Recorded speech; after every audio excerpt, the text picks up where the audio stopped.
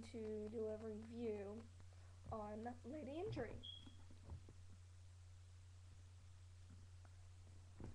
by Melissa Seawater. As you can see, I'm not done yet. I'm on page. What page am I on? I'm on page 402, which is actually in the chapter, but there's like a break, so I'm like right there. And I usually don't stop unless there's a break or the end of a chapter. I wanted to make this video before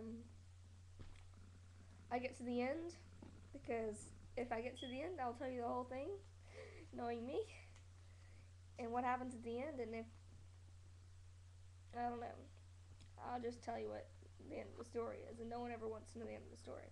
Even though technically this is an ongoing story, because this is someone's journal you're reading. That's how I felt when I was reading this book. It's very different than a lot of the books I've read about self-harm and eating disorders, and it wasn't exactly what I expected when I opened it. I was expecting, everyone kept telling me, oh, it's like, you're reading her journal. It's like you're reading her journal. And I'm like, well, it could be like you're reading her journal, but probably isn't. It probably isn't all the way like I'm reading someone's journal. But it actually is.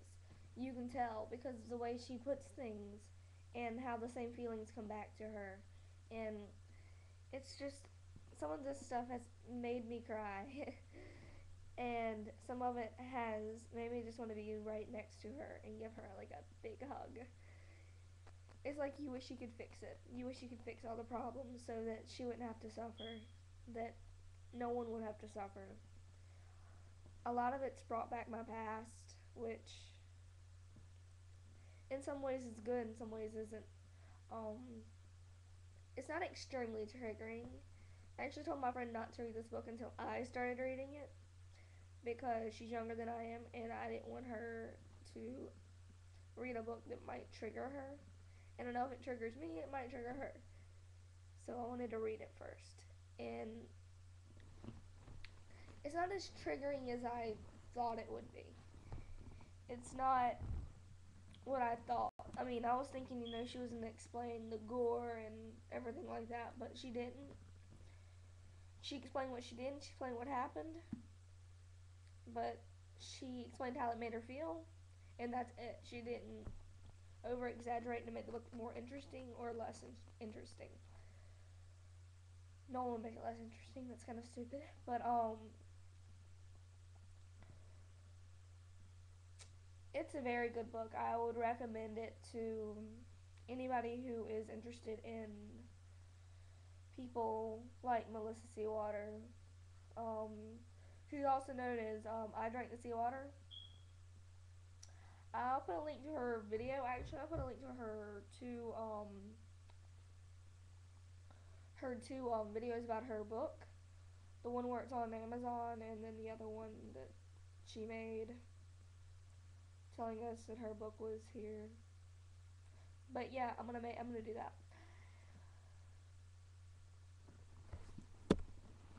I got my book used, by the way. It was very good. It's a very long book. It's actually 503 pages, but you have to remember, it starts out on page